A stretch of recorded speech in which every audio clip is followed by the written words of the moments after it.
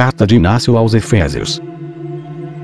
Inácio de Antioquia nasceu no ano 108 da Era Comum e morreu no ano de 140. Em seu martírio, foi lançado às feras. Ele também era conhecido como Teóforo. Foi um dos primeiros escritores cristãos, e o patriarca de Antioquia. Inácio escreveu uma série de cartas. Essas cartas são alguns dos documentos mais antigos do cristianismo. Suas cartas, juntas com as cartas de Policarpo e de Clemente de Roma, são uma coleção chamada de Pais Apostólicos. Nessas cartas são abordados tópicos importantes que incluem eclesiologia, os sacramentos e o papel dos bispos. Esse audiolivro é uma tradução livre, com base na versão inglesa do documento, disponível em domínio público. A tradução e produção desse audiolivro foi realizada pelo canal Livros Históricos. Para facilitar a compreensão do audiolivro, algumas alterações e simplificações foram feitas, visando a melhor compreensão do audiolivro. A carta de Inácio aos Efésios é como se segue. Inácio, que também é chamado Teóforo, para a igreja que está em Éfeso, na Ásia, que é merecidamente muito feliz, sendo abençoada na grandeza e plenitude de Deus Pai, e predestinada antes do início dos tempos, que deveria ser sempre por uma glória duradoura e imutável, sendo unidos e eleitos por meio da verdadeira paixão pela vontade do Pai, e Jesus Cristo, nosso Deus. Felicidade abundante por meio de Jesus Cristo e sua graça imaculada. Capítulo 1. Elogio aos Efésios. Conheci o teu nome, muito amado em Deus, que adquiriste pelo hábito da justiça, segundo a fé e o amor em Jesus Cristo, nosso Salvador. Sendo seguidores de Deus e estimulando-se pelo sangue de Deus, vocês realizaram perfeitamente a obra que lhes era adequada. Pois, ao saber que vinha obrigado da Síria pelo nome comum e pela esperança, confiando por meio de suas orações para ter permissão para lutar com os animais em Roma, para que assim, pelo martírio, eu possa realmente me tornar o discípulo daquele que se entregou por nós, uma oferta e um sacrifício a Deus. Recebi, portanto, toda a tua multidão em nome de Deus, por meio de Onésimo, homem de amor inexprimível, e teu bispo, a quem te peço por Jesus Cristo que ames e que procures ser como ele. E bendito seja aquele que vos concedeu, sendo digno, obter um bispo tão excelente. Capítulo 2. Parabéns. Quanto ao meu conservo Burrus, seu diácono por Deus e bendito em todas as coisas, rogo que continue por mais tempo, tanto para sua honra quanto para a de seu bispo. E Crocus também, digno de Deus e de você, a quem recebi como a manifestação de seu amor, que em todas as coisas me refrescou, como o Pai de nosso Senhor Jesus Cristo também o refrescará, junto com Onésimo, Burrus, Eutlos e Fronto, por meio de quem, quanto ao amor, vi todos vocês. Que eu sempre tenha a alegria de vocês, se realmente forem dignos disso. Portanto, é adequado que vocês glorifiquem a Jesus Cristo de todas as maneiras, que os glorificou, para que por uma obediência unânime vocês possam estar perfeitamente unidos na mesma mente, no mesmo julgamento, e possam todos falar a mesma coisa a respeito das coisas, e que, estando sujeitos ao bispo e ao presbitério, vocês possam em todos os aspectos ser santificados. Capítulo 3. Exortações para a unidade. Eu não dou ordens para vocês, como se eu fosse uma grande pessoa. Pois embora eu esteja vinculado pelo nome de Cristo, ainda não sou perfeito em Jesus Cristo. Por agora eu começo a ser um discípulo, e falo a vocês como condiscípulos comigo. Pois era necessário que eu tivesse sido despertado por vocês na fé, na exortação, na paciência e na longanimidade. Mas, visto que o amor não permite que eu me cale a respeito de vocês, tomei, portanto, a primeira posição para exortá-los, para que todos vocês corram juntos de acordo com a vontade de Deus. Pois até mesmo em Jesus Cristo, nossa vida é inseparável à vontade manifestada do Pai, assim como também os bispos, estabelecidos em todos os lugares até os confins da terra, o são pela vontade de Jesus Cristo. Capítulo 4. Continuação. Portanto, convém que vocês corram juntos de acordo com a vontade de seu bispo, o que também fazeis. Pois o seu presbitério justamente renomado, digno de Deus, se ajusta tão exatamente ao bispo quanto as cordas à harpa. Portanto, em sua concórdia e amor harmonioso, Jesus Cristo é cantado. E fazei vós, homem por homem, tornando-se um coro, para que sendo harmoniosos no amor e entoando a canção de Deus em uníssono, vos possais a uma voz cantar ao Pai por Jesus Cristo, para que Ele vos ouça, e percebam por suas obras que sois realmente os membros de seu Filho. É proveitoso, portanto, que vocês vivam em uma unidade irrepreensível, para que assim possam sempre desfrutar da comunhão com Deus. Capítulo 5. O elogio à unidade. Pois se eu, neste breve espaço de tempo, desfrutei de tal comunhão com seu bispo, quero dizer, não de uma mera forma humana, mas de natureza espiritual, quanto mais eu considero vocês felizes que estão tão unidos a ele como a igreja está para Jesus Cristo, e como Jesus Cristo está para o Pai, para que todas as coisas estejam de acordo na unidade. Ninguém se engane, se alguém não estiver no altar, está privado do pão de Deus. Pois se a oração de um ou dois possui tal poder, quanto mais a do bispo e de toda a igreja. Aquele, portanto, que não se reúne com a igreja, por isso manifestou seu orgulho e se condenou. Pois está escrito que Deus resiste aos soberbos. Tenhamos cuidado, então, para não nos opormos ao bispo, para que possamos estar sujeitos a Deus. Capítulo 6. Tenham respeito ao bispo como ao próprio Cristo. Agora, quanto mais alguém ver o bispo se calando, mais deve reverenciá-lo. Pois devemos receber cada um a quem o mestre da casa envia para cuidar de sua casa, como faríamos com aquele que o enviou. É manifesto, portanto, que devemos olhar para o bispo da mesma forma que olharíamos para o próprio Senhor. E, de fato, o próprio Onésimo elogia grandemente a sua boa ordem em Deus, para que todos vivam de acordo com a verdade e que nenhuma seita tenha morada entre vocês. Nem, de fato, deem ouvidos a ninguém em vez de Jesus Cristo falando a verdade. Capítulo 7. Cuidado com os falsos mestres. Porque alguns têm o hábito de anunciar o nome de Jesus Cristo com malícia, enquanto ainda praticam coisas indignas de Deus. Desses, vocês devem fugir, como fariam com as feras. Pois são cães vorazes que mordem às escondidas, contra os quais deveis estar atentos, visto que são homens que dificilmente podem ser curados. Há um médico que possui carne e espírito, ambos feitos e não feitos. Deus existindo em carne, verdadeira vida na morte, tanto de Maria como de Deus, primeiro possível e depois impossível. Capítulo 8. Elogio aos Efésios.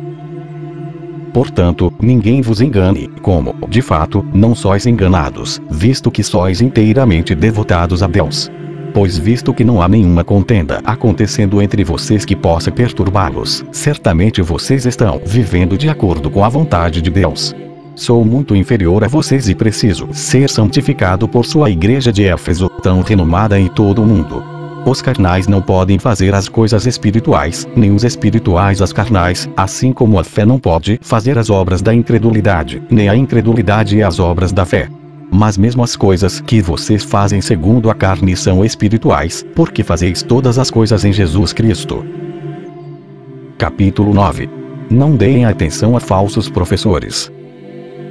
Não obstante, tenho ouvido falar de alguns que passaram disso a vocês, tendo falsa doutrina, os quais vocês não permitiram semear entre vós, mas taparam os vossos ouvidos, para que não recebesseis o que foi semeado por eles, como sendo pedras do templo do Pai, preparadas para a edificação de Deus Pai, e levantadas no alto pelo instrumento de Jesus Cristo, que é a cruz, fazendo uso do Espírito Santo como uma corda, enquanto a sua fé era o meio pelo qual você ascendeu, e seu amor o caminho que conduz a Deus.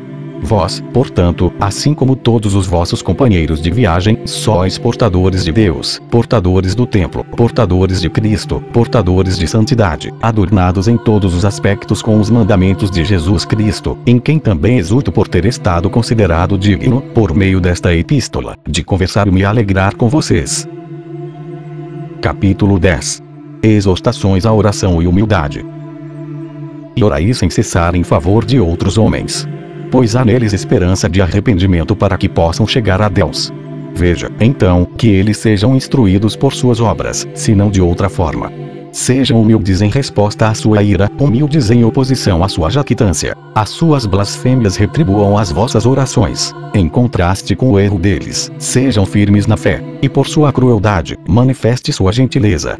Embora tenhamos o cuidado de não imitar sua conduta, sejamos seus irmãos em toda a verdadeira bondade, e busquemos ser seguidores do Senhor, para que nenhuma planta do diabo seja encontrada em vocês, mas vocês possam permanecer em toda a santidade e sobriedade em Jesus Cristo, tanto no que diz respeito à carne e ao espírito. Capítulo 11. Uma exortação para temer a Deus. Os últimos tempos estão vindo sobre nós. Sejamos, portanto, de espírito reverente e tememos a longanimidade de Deus, para que não leve à nossa condenação. pois vamos ficar maravilhados com a ira que está por vir, ou mostrar consideração pela graça que é exibida no momento. Somente sejamos encontrados em Cristo Jesus para a verdadeira vida. A parte dele, nada te atraía, por quem trago esses laços, estas joias espirituais, pelas quais posso levantar através das tuas orações, das quais rogo ser sempre participante, para que possa ser encontrado nos cristãos de Éfeso, que sempre tiveram a mesma opinião dos apóstolos pelo poder de Jesus Cristo. Capítulo 12. Elogio aos Efésios. Eu sei quem sou e para quem escrevo. Eu sou um homem condenado, vocês foram objetos de misericórdia. Estou sujeito ao perigo, vocês estão firmados em segurança. Vós sois as pessoas por quem passam aqueles que são eliminados por causa de Deus. Vós sois iniciados nos mistérios do Evangelho com Paulo, o santo, o martirizado, o merecidamente mais feliz, aos pés de quem posso ser encontrado, quando chegar a Deus, que em todas as suas epístolas faz menção de você em Cristo Jesus. Capítulo 13. Exortação para encontros com frequência para a adoração de Deus. Portanto, preste atenção em sempre se reunir para dar graças a Deus e mostrar seu louvor. Pois quando vocês se reúnem frequentemente no mesmo lugar, os poderes de Satanás são destruídos, e a destruição que ele almeja é impedida pela unidade de sua fé. Nada é mais precioso do que a paz, pela qual todas as guerras, tanto no céu como na terra, são encerradas. Capítulo 14. Exortações à fé e ao amor. Nenhuma dessas coisas está oculta de vocês, se vocês possuírem perfeitamente aquela fé e amor para com Cristo Jesus, que são o princípio e o fim da vida. Pois o começo é a fé e o fim é o amor. Agora esses dois, estando inseparavelmente conectados, são de Deus, enquanto todas as outras coisas que são necessárias para uma vida santa seguem após eles. Nenhum homem verdadeiramente que faz profissão de fé peca, nem aquele que possui amor odeia ninguém. A árvore se manifesta por seus frutos, de modo que aqueles que professam ser cristãos serão reconhecidos por sua conduta. Pois não há agora uma demanda por mera profissão, mas que um homem seja encontrado continuando no poder da fé até o fim. Capítulo 15. Exortação para confessar a Cristo pelo silêncio, bem como por fala. É melhor para o homem ficar calado e ser cristão do que falar e não ser. É bom ensinar, se quem fala também age. Há então um mestre que falou e tudo se fez, ao passo que mesmo aquelas coisas que ele fez em silêncio são dignas do Pai. Aquele que possui a palavra de Jesus é verdadeiramente capaz de ouvir até o seu próprio silêncio, para que seja perfeito e possa agir como ele fala e ser reconhecido pelo seu silêncio. Não há nada que esteja oculto de Deus, mas nossos próprios segredos estão perto dele. Portanto, façamos todas as coisas como aqueles que o têm habitando em nós, para que sejamos seus templos e ele em nós como nosso Deus, o que de fato ele é e se manifestará diante de nossos rostos. Portanto, nós o amamos com justiça. Capítulo 16. O destino dos falsos professores. Não errem, meus irmãos. Aqueles que corrompem famílias não herdarão o reino de Deus. Se, então, aqueles que fazem isso com respeito à carne sofreram a morte, quanto mais será este o caso com qualquer um que corrompe pela doutrina perversa a fé de Deus, pela qual Jesus Cristo foi crucificado. Aquele que se contaminar desta maneira irá para o fogo eterno, e o mesmo acontecerá com todo aquele que o ouve. Capítulo 17. Cuidado com as falsas doutrinas. Para este fim, o Senhor permitiu que o unguento fosse derramado sobre sua cabeça, para que pudesse soprar a imortalidade em sua igreja. Não sejais ungidos com o mau cheiro da doutrina do príncipe deste mundo, não deixe que ele o conduza cativo da vida que está diante de você. E porque não somos todos prudentes, já que recebemos o conhecimento de Deus, que é Jesus Cristo. Porque morremos tolamente, não reconhecendo o dom que o Senhor tem de uma verdade que nos foi enviada. Capítulo 18. A glória da cruz. Que meu espírito seja considerado nada por causa da cruz, que é uma pedra de tropeço para aqueles que não creem, mas para nós a salvação e a vida eterna. Onde está o sábio? Onde está o disputante? Onde está o orgulho daqueles que são considerados prudentes? Pois o nosso Deus, Jesus Cristo, foi, de acordo com a designação de Deus, concebido no ventre por Maria, da semente de Davi, mas pelo Espírito Santo. Ele nasceu e foi batizado para que por sua paixão pudesse purificar a água. Capítulo 19. Os 3 mistérios celebrados. Ora, a virgindade de Maria foi escondida do príncipe deste mundo, assim como sua descendência, e a morte do Senhor. 3 mistérios de renome, que foram feitos em silêncio por Deus. Como, então, ele foi manifestado ao mundo. Uma estrela brilhou no céu acima de todas as outras estrelas, cuja luz era inexprimível, enquanto sua novidade surpreendeu os homens. E todo o resto das estrelas, com o sol e a lua, formaram um coro para esta estrela, e sua luz era excessivamente grande acima de todas elas. E houve uma agitação sentida quanto à origem deste novo espetáculo, tão diferente de tudo o mais nos céus. Consequentemente, todo tipo de magia foi destruído e todo laço de maldade desapareceu, a ignorância foi removida e o antigo reino abolido, o próprio Deus sendo manifestado em forma humana para a renovação da vida eterna. E agora isso teve um começo que foi preparado por Deus. Doravante todas as coisas estavam em um estado de tumulto, porque ele meditou a abolição da morte. Capítulo 20. Promessa de outra carta. Se Jesus Cristo graciosamente me permitir por meio de suas orações, e se for a sua vontade, eu irei, em uma segunda pequena obra que vou escrever para vocês, tornar ainda mais manifesto a você a natureza da dispensação da qual comecei a tratar, com respeito ao novo homem, Jesus Cristo, em sua fé e em seu amor, em seu sofrimento e em sua ressurreição. Farei isso especialmente, se o Senhor me fizer saber que vos reunis homem a homem em comum, pela graça, individualmente, em uma só fé, e em Jesus Cristo, que era da descendência de Davi segundo a carne, sendo ambos o Filho do homem e o Filho de Deus, para que obedeçais ao bispo e ao presbitério com mente indivisa, partindo o mesmo pão, que é um remédio da imortalidade e o antídoto para nos impedir de morrer. Capítulo 21. Conclusão.